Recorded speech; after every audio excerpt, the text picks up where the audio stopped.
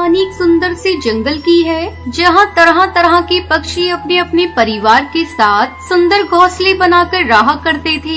इन्हीं पक्षियों में एक टुनटुनी चिड़िया और कालू कौवा नाम का जोड़ा भी रहा करता था। एक दिन टुनटुनी चिड़िया खुशी खुशी कालू कौवे के पास आती है और कहती है, सुनिए कालू जी, देखिए ना, हमारे घोंसले में जल्दी एक नन्हा मेहमान आने वाला है। मैं तो सच में बहुत ही खुश हूँ। बस मन में एक ही डर लगा रहता है कि ना जाने बेटा होगा या बेटी। अगर बेटी हो गई तो हरी तोती और बबली कबूतरी तो ताने देकर मेरा जीना ही दुश्वार कर देंगी। मैं उन दोनों से कैसे नजरें मिला पाऊंगी। देखो टुनटुनी, तुम माँ बनने वाली हो, मुझे इस बात की बहुत खुशी है। लेकिन बच्चे के जन्म से पहले ऐसी अशुभ बातें लेकर क्यों बैठ गई हो? अरे मेरा नाम कालू है, कालू। मेरे घर में बेटा ही पैदा होगा, मुझे तो पूरा यकीन है। इस तरह टुनटुनी चिड़िया कालू कौवा मनी मन शंका रखते एक एक दिन करके अपने बच्चे के जन्म का इंतजार करने लगते हैं। कुछ दिन बीतने के बाद टुनटुनी चिड़िया एक अंडा देती है। अब तो टुनटुनियों कालू को हर पल बस अपने बेटे का इंतजार रहने लगता है।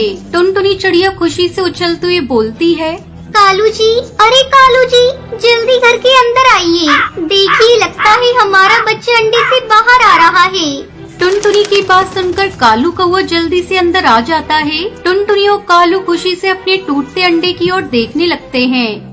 ये क्या टुनटुनी, हमारे अरमानों पे तो पानी ही फिर गया। हमें तो एक बेटे की चाह थी और ये क्या, हमारे घर तो एक बेटी का जन्म हो गया। मेरा इतना बड़ा कारोबार है, रुपया है, पैसा है, जंगल के सभी पक्षी मेरा कितना आदर सम्मान करते हैं। मेरी बेटी के जन्म होने के बाद तो मैं किसी से नजर मिला के बात नहीं कर पाऊंगा।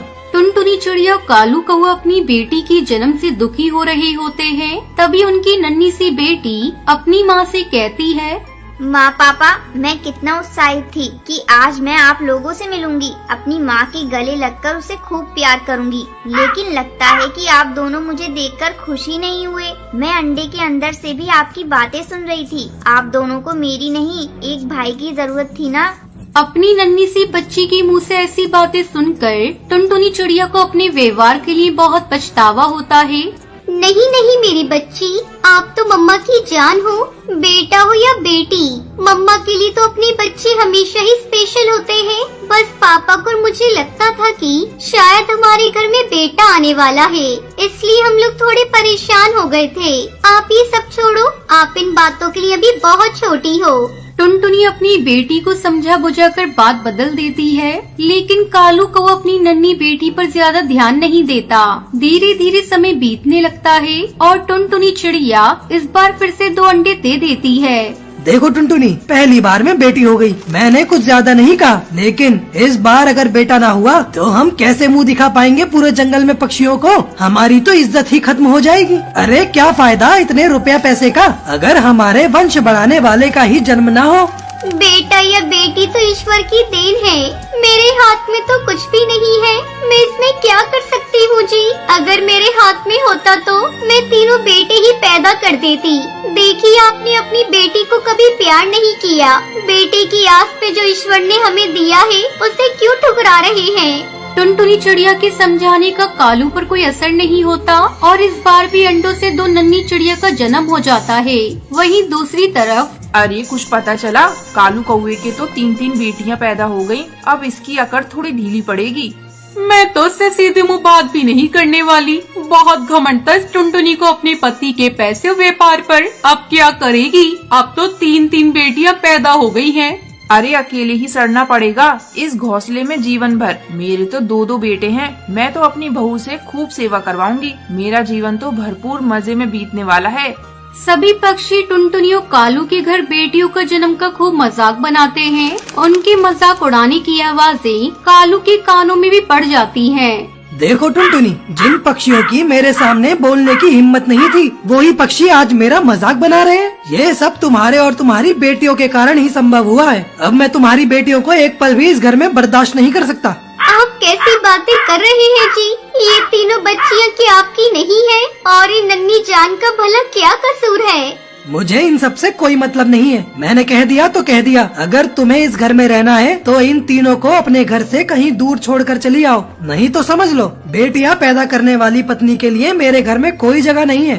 कैसे बाप है आप? अगर बेटा पैदा नहीं हुआ तो अपनी बेटी को यूं ही जंगल में मरने के लिए छोड़ देंगे? आप इस घर में जगह दे या ना दे, मैं अपनी बेटियों को लेकर इस घर से जा रही हूँ। आज के बाद हमारा आपसे कोई संबंध नहीं है। इतना कहकर टुनटुनी चिड़िया अपनी तीनों बच्चियों को लेकर कालू का बड़ा सा घर छोड़कर चली जाती है। इधर कालू कौवा टुनटुनी के जाने के बाद दूसरी शादी कर लेता है और उधर बेचारी टुनटुनी चिड़िया अपनी तीनों नन्ही बच्चियों के लिए बहुत मेहनत से कच्चा पक्का सा घोंसला बनाती है और उनका पेट भरने के लिए दिन रात मेहनत करती है।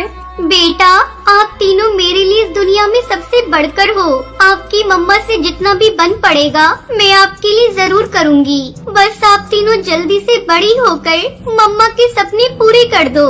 टुनटुनी की बेटियां धीरे धीरे बड़ी होने लगती हैं और पढ़ाई के साथ साथ अपनी माँ का काम में भी हाथ बटाने लगती हैं। अब धीरे धीरे टुनटुनी के जीवन में खुशियाँ आने लगती हैं। एक दिन बुलबुल चिड़िया और टूनी चिड़िया घर लौट रही होती है कि तभी उनकी नजर एक बूढ़े और कमजोर से दिखने वाले पक्षी पर पड़ती है। बुलबुल और टूनी चिड़िया उड़कर उस पक्षी के पास जाती हैं। अरे काका, कौन है आप? आपको तो तेज बुखार है। ऐसी हालत में आप यहाँ पेड़ के नीचे अकेले क्यों बैठे हैं? आपका घर कहाँ है? कौन कौन है आपके परिवार में? मुझे बताइए, मैं आपको घर छोड़ देती हूँ।